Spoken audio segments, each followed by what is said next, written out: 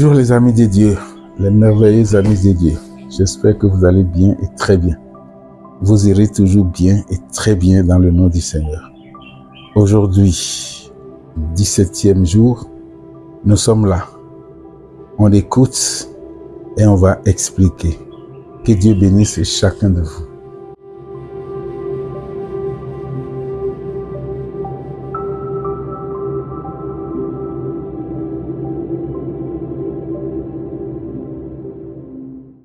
Ô argent, les hommes te veulent fidèle, simple, généreux, obéissant, prompt, joyeux et heureux dans ta fonction de servir, parce que Dieu te veut comme tel. En retour, tu veux que les hommes te connaissent, qu'ils cherchent à te connaître davantage pour te respecter. Respecter tes principes, respecter tes missions et les pouvoirs qui sont les tiens. Alors tous seront en paix, moi le premier honoré, les hommes entièrement satisfaits, et Dieu glorifié et adoré, nous le rappelles-tu fréquemment.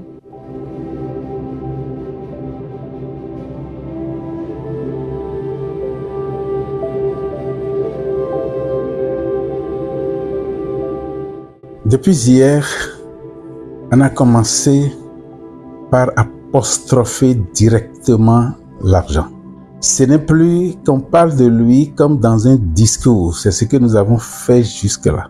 Hier, nous avons entendu « Ô argent ». On l'a appelé et on s'est adressé à lui. Cette adresse marque une pause, une intimité, une profondeur entre l'argent et nous, et celui qui fait cet exercice. Aujourd'hui, nous allons passer de « je te » que nous avons entendu hier à une expression indirecte. Hier, par exemple, nous disions « Ô argent, tu es bon, tu es très bon ». On s'adresse directement à lui. Aujourd'hui, ce ne serait pas le cas. On parle indirectement pour lui présenter les exigences, ce que les hommes veulent qu'il fasse, sa fidélité, le respect de ses principes. Tout ce que les hommes veulent, ils lui ont exprimé.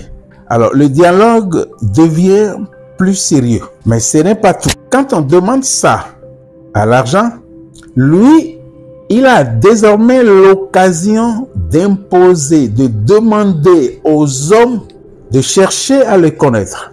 C'est en cela que le contenu du texte numéro 17 doit nous intéresser davantage. C'est comme nous l'avons vu dans les cours de notre formation continue. Il est étiqueté. Il est étiqueté et il prend sa bravoure. Il est content.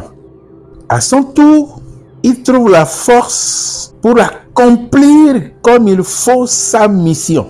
Et de l'autre côté, il nous demande de chercher à le connaître. C'est ce que vous et moi, nous sommes en train de faire ici maintenant. Nous ne le connaissions pas. C'est pourquoi nous avons décidé de nous concentrer sur la connaissance propre à lui, argent. Il veut qu'on cherche à le connaître pour respecter ses principes, pour mieux le respecter, pour mieux l'aimer, pour mieux l'accompagner dans sa mission. Et le texte dit, l'argent est tellement heureux, il est tellement content qu'il déclare, si je fais ce que vous me demandez, si je fais ce que vous me demandez, et si vous faites ce que je vous demande, tout le monde sera heureux. Tout le monde sera satisfait. Tout le monde sera à l'aise. Il y aura une certaine compréhension. Il y aura une certaine progression dans nos rapports, dans notre relation. Notre relation sera désormais au top. Et il ajoute, moi le premier.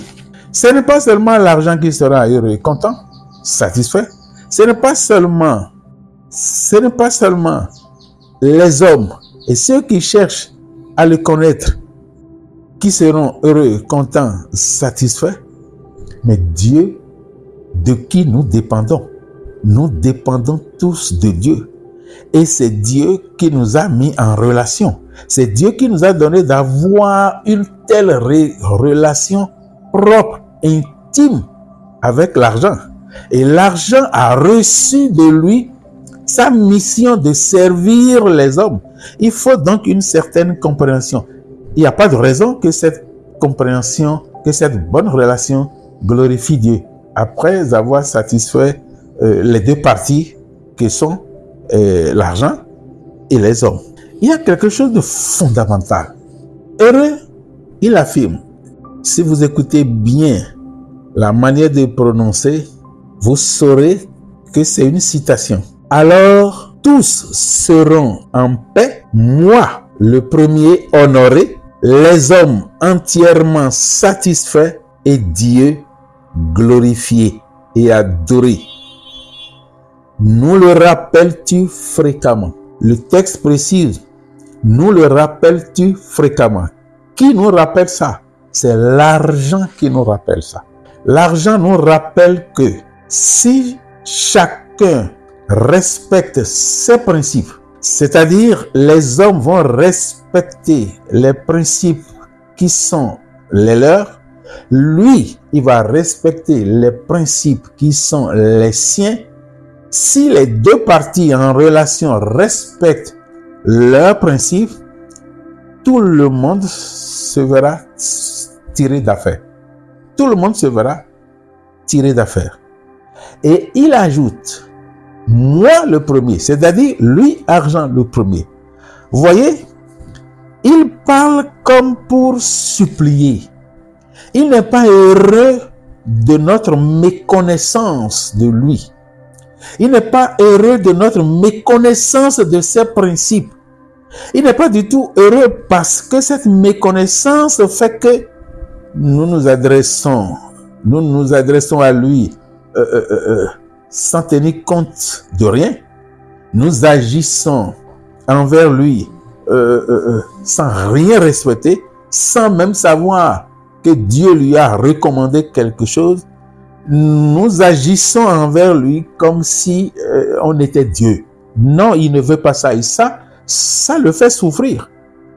Dans ce qu'il est en train d'exprimer, on l'a senti. Que chacun respecte ses principes et tout le monde sera heureux. Lui le premier, les hommes ensuite, et Dieu qui a recommandé à chacun une mission sera honoré, sera glorifié. Alors, dans ces conditions, est-ce que nous allons continuer à rester ignorants vis-à-vis de l'argent? Non. Continuons. Continuons notre recherche. Continuons notre concentration. Continuons notre connaissance de l'argent. Nous finirons par le connaître. Et une fois nous l'aurons connu, il viendra à moi. Il ne va plus s'inquiéter parce qu'il sait désormais que nous n'avons plus cette ignorance qui l'injurerait. Eh bien, il va se donner à nous et nous resterons avec lui dans cette relation intime que Dieu veut pour l'un et pour l'autre. L'argent se séduit, tu le sais désormais.